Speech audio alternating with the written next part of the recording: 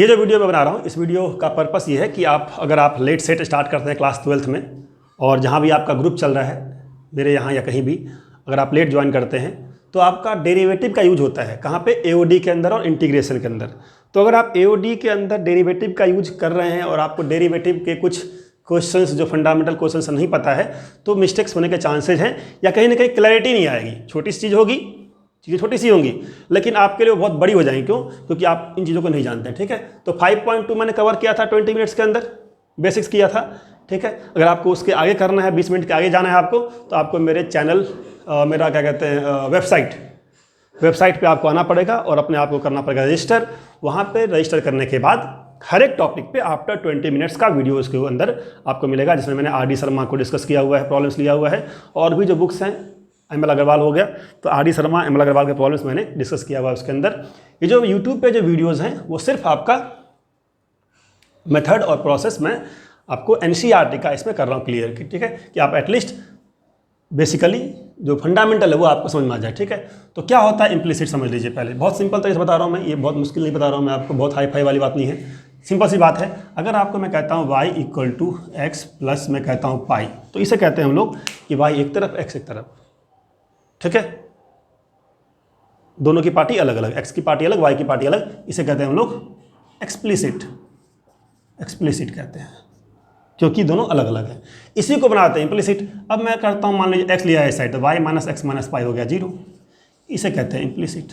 तो अगर x और y दोनों एक ही तरफ हो ना, तो कहते हैं इम्प्लिसिट। इसी को लिखते हैं शॉर्ट में, क्या शॉर्ट में नहीं, हाई फाई तरीके से। ठीक है, एफ एक्स का y, जो देखने में थोड़ा सा लगता है आपको क्या आ गया, ये एफ एक्स का y का मतलब होगा फंक्शन के अंदर x y दोनों होगा और दोनों वेरिएबल होंगे। ठीक है, इक्वल टू 0।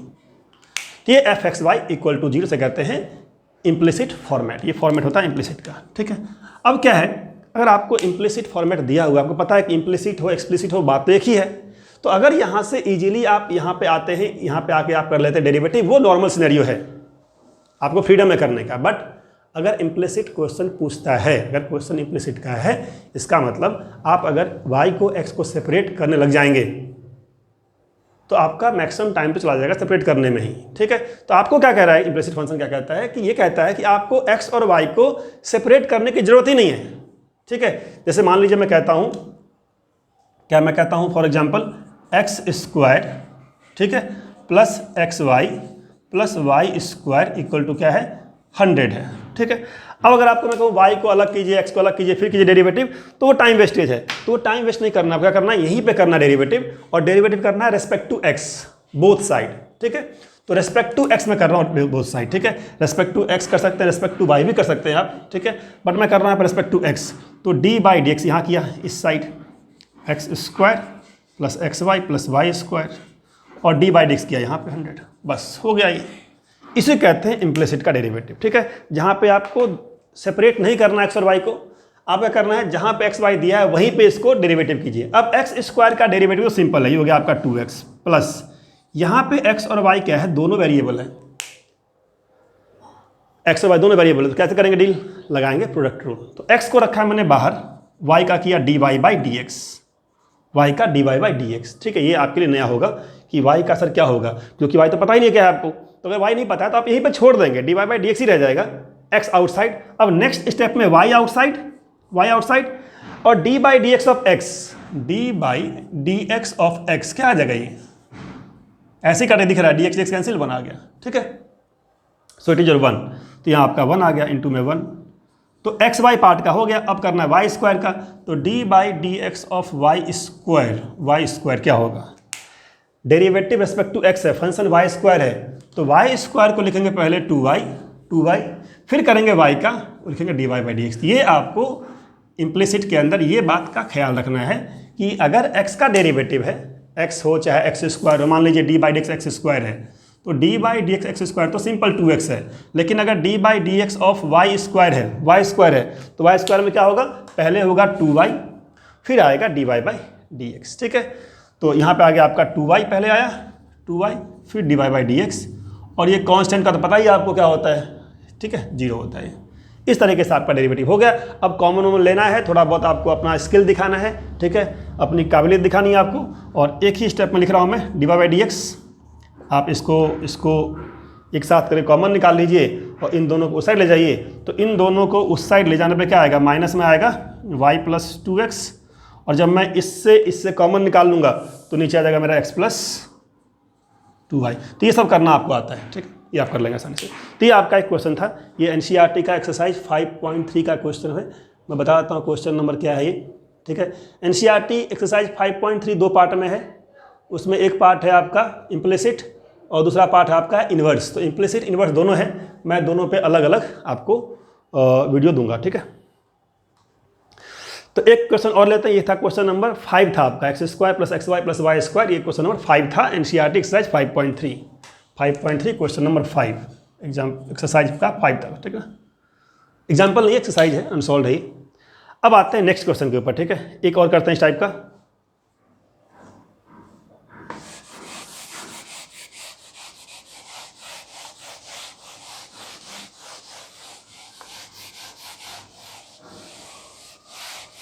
तो इम्प्लिसिट बहुत ही आसान टॉपिक है, बट अगर आप एंट्रेंस की तैयारी करेंगे या अगर आप आर डी शर्मा करेंगे तो पता लगेगा आपको कि इसके अंदर भी डिफिकल्टी लेवल है, ठीक है। एनसीईआरटी का जो एक्सरसाइज है वो तो सीखने के लिए है, तो सीखने के लिए आपको बहुत ज़्यादा परेशान नहीं करते हैं लोग, ठीक है, सिंपल दे देते हैं। तो पहले सीख लेते हैं फिर आगे करते रहेंगे। क्वेश्चन सेज ये है क्वेश्चन नंबर थर्ड क्वेश्चन क्या है, थर्ड क्वेश्चन है ax + by² equal to it is cos y, ये आपका है क्वेश्चन नंबर थर्ड, ठीक है। क्या है, ax + by² equal to cos y। अब देखिए यहाँ पे y² है, cos y, इस तरीके से y² cos y है कि आप y² cos y को अलग अलग नहीं निकाल सकते। हाँ, आप x निकाल सकते हैं, आप y को साइड ले जाइए तो x हो जाएगा आपका cos y - y², that is possible, ठीक है। उसके बाद आप dx/dy निकाल सकते हैं, ठीक है, dx/dy मतलब x अगर फंक्शन ऑफ y है तो dx/dy निकाल के dx/dy आप कर सकते हैं, ठीक है, दैट इज पॉसिबल। लेकिन मैं क्या कर रहा हूं, मैं यहीं पे कर रहा हूं डेरिवेटिव, मैं इसको एक्सप्लिसिट के फॉर्म में कन्वर्ट नहीं कर रहा हूं, because I know implicit function का फंडामेंटल क्या कहता है ये कि आप इसी स्टेप में डेरिवेटिव कर सकते हैं। तो make d/dx, so d/dx of ax + by² equal to यहाँ पे d/dx ऑफ cos y, ठीक है, खत्म हो गया, मतलब रूल खत्म हो गया। अब क्या है, आपको लगाना है डेरिवेटिव। x² ax है, x में a कांस्टेंट है, x वेरिएबल है, a outside d/dx of x that is 1, b constant है आउटसाइड, y² वेरिएबल है तो 2y आएगा पहले और 2y के बाद क्या आएगा, dy/dx, बिल्कुल सही बोला आपने, dy/dx। अब अगर मैं dy/dx ऑफ cos y को cos y कर दूं -sin y तो कोई गलत बात नहीं, cos y का होता है -sin y, लेकिन अगर मैं यहाँ पे छोड़ दूं तो गलत बात हो जाएगी। क्यों? क्योंकि y अभी बचा हुआ है, ठीक है। तो जब तक y तक नहीं पहुंच जाएंगे तब तक नहीं छोड़ेंगे। y का क्या हो जाएगा, dy/dx, ठीक है। अगर फंक्शन y का है तो एंड में dy/dx लगाना नहीं भूलना है, अगर यहाँ भूल गए तो गलती हो जाएगी। अब क्या करना आपको, अब आपको कॉमन वन निकालना है। सो इधर ले जाइए, इसको इधर ले आइए, कॉमन निकाल लीजिए। So now you can say कि dy/dx इज इक्वल टू, ये गया उस साइड माइनस में a/2by + sin y। ये हेरा फेरी आप कर लेंगे, ठीक है ना, ये हेरा फेरी मुश्किल नहीं है। इसको मैं इधर लेके आ गया, इसको मैं उस साइड ले गया, फिर मैंने कॉमन निकाली, आपका आंसर हो गया, ठीक है। तो देख लीजिए एनसीईआरटी में क्वेश्चंस क्या है, बहुत टफ क्वेश्चन नहीं है, ठीक है। एक और मैं करके दिखाता हूँ आपको, एनसीईआरटी के क्वेश्चन बहुत टफ नहीं है। 2 क्वेश्चन कर लिया और एक और कर कराता हूँ, 3 क्वेश्चन बहुत है, बाकी के जो क्वेश्चन हैं टोटल 8 क्वेश्चन है जिसमें इम्प्लिसिट का यूज है, और 8 में 3 कराता हूँ आपको, बाकी 5 आप कर लेंगे, ठीक है। तो क्वेश्चन नेक्स्ट क्या कहता है ये, xy + y², क्वेश्चन नंबर 4 है ये, 4th xy + y² equal to xy + y² equal to 10x + y, 10x + y, ये है, ठीक है। ऑब्वियस ही बात है, इसके अंदर भी अच्छे क्वेश्चंस हैं, डिफिकल्ट क्वेश्चंस भी हैं, बट डिफिकल्ट क्वेश्चन करने के लिए आपको मैं थोड़ा सा टाइम देता हूँ, आप टाइम लगाइए, थोड़ा डिफिकल्ट क्वेश्चन करिए, आप प्रोसेस पहले सीख लीजिए, ठीक है। xy का d/dx किया इस साइड, यहाँ भी d/dx इस साइड, यहाँ भी, ठीक है, दोनों तरफ कर दिया d/dx। xy का d/dx में क्या आ गया, x आउटसाइड, y का d/dx plus y outside d/dx of x, इसे कहते हैं ना प्रोडक्ट रूल कहते हैं इसका नाम मल्टीप्लाइकेशन रूल और प्रोडक्ट रूल। xy है, x आउटसाइड, इसका d/dx of y, y outside d/dx of x। अब d/dx ऑफ x क्या होता है हमारा 1, ये बात ये खत्म हो जाएगी, ठीक है, 1 हो जाएगा ये, प्लस y² का हो गया 2y dy/dx, y² 2y dy/dx, इस साइड क्या आएगा tan का और y का, tan का तो सिंपल आ जाएगा, tan का क्या होता है सेकंड स्क्वायर x बट अगर मैं y का क्या लिखना है मुझे, y लिखना है dy/dx, बस ये करना है आपको। जहाँ भी y दिखता है उसका dy/dx रहेगा, y² दिखता है 2y पहले आएगा, फिर आएगा dy/dx। अब इसके बाद हेरा फेरी करना आपको। हेरा फेरी मतलब ये हो गया मेरा 1 हो गया मेरा, ये हट गया, y हो गया, ठीक है। dy/dx यहाँ भी है, यहाँ भी है, यहाँ भी है। अगर आप dy/dx कॉमन निकाल लेते हैं, ठीक है, तो क्या आ जाएगा यहाँ पे, इसका x बच गया, इसका बच गया 2y, और इसका जब ये dy/dx इस साइड आएगा ना, तो इस साइड आने पर जाएगा -1 माइनस dy/dx, तो यहाँ आ जाएगा -1। तो इसको ले जाएंगे इस साइड, तो हो जाएगा -dy/dx, कॉमन लेंगे तो -1। आप क्लास 12th में, तो आप इतने स्मार्ट तो हैं ही, ठीक है। अब ये तो मैं ले आया, ये बच गया sec² x, वहीं पे छोड़ दिया sec² x, और ये था y, गया उस साइड तो माइनस में y। क्या करना है, इसको उठाना है, यहाँ से लेकर आ जाना है इसके नीचे। तो आंसर क्या हो गया आपका, आंसर हो गया dy/dx equal to sec² x minus y upon x plus 2y minus 1, ठीक है। तो यही है आपका इम्प्लिसिट, ऑलमोस्ट मैंने कवर कर दिया है। एक क्वेश्चन और कर लेते हैं, फाइनली लास्ट कर लेते हैं हम लोग। क्वेश्चन नंबर है 7th, क्योंकि 7th क्वेश्चन थोड़ा सा ये सबसे डिफिकल्ट है, तो उसी से मैं एंड करता हूँ आपका 20 मिनट का सेशन। होप 20 मिनट में आपको ये टॉपिक समझ में आ गया होगा, ठीक है। समझ में आना और कॉन्फिडेंस गेन करना, उसमें क्या डिफरेंस है प्रैक्टिस का और अच्छे प्रॉब्लम्स डिस्कस करने का, ठीक है। तो फिर से बता रहा हूँ मैं, अगर आपने मेरा चैनल सब्सक्राइब नहीं किया, सब्सक्राइब कर लीजिए, और जो मेरा वेबसाइट है वहाँ जाकर रजिस्टर कीजिए, और वहाँ जाकर के आप इस टॉपिक के वीडियोस फर्दर देख पाएंगे, ठीक है। तो क्वेश्चन नंबर कौन सा है, क्वेश्चन नंबर 7th है, आप कहें 7th says sin² y plus sin² y plus cos xy equal to के। आप अगर आपको टॉपिक समझ में आ गया है तो आप वीडियो को स्टॉप करके पहले सॉल्व कर लीजिए, और सॉल्व करने के बाद फिर मेरे आंसर से मैच करिएगा, ऐसे अदरवाइज कोई बहुत ज़्यादा फायदा नहीं होगा आपको, ठीक है। क्या करिए, पहले वीडियो को स्टॉप कर दीजिए, सॉल्व कर लीजिए, फिर आप इसको मेरा आंसर देखिए। dy/dx करेंगे यहाँ भी, dy/dx करेंगे यहाँ भी, ठीक है। sin² y का चेन रूल के अकॉर्डिंग पहले होगा 2 sin y, पहले 2 sin y, फिर होगा sin y का, sin² था ना, मैंने इसको मान लिया x² का हो गया 2x। अब x² का 2x होने के बाद फिर किसका होगा, फिर जिसको मैंने x माना था उसका, तो sin y का हो गया cos y। अब sin y का तो हो गया cos y, अब होगा y का, तो y का आएगा dy/dx। तो ये अच्छा सा पार्ट था sin² y, यहाँ पे क्या था dy/dx।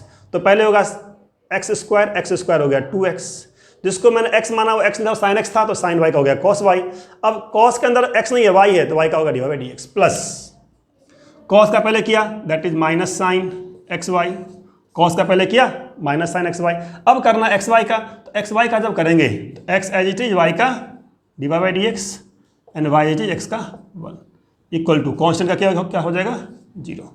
अब आपको करना है अरेंज बस इसको, तो अरेंज कर लीजिए 2 sin y cos y। 2 sin y cos y को मैथमेटिक्स में कुछ फॉर्मूला होता है ट्रिग्नोमेट्री में, that is called sin 2y, शायद पता होगा आपको, sin 2y dy/dx। यहाँ आ गया माइनस में sin xy, मल्टीप्लाई करना पड़ेगा ना, minus sin xy into x dy/dx, ये मल्टीप्लाई करने पे इतना आएगा, और माइनस sin xy इंटू में y, तो माइनस में y sin xy equal to 0।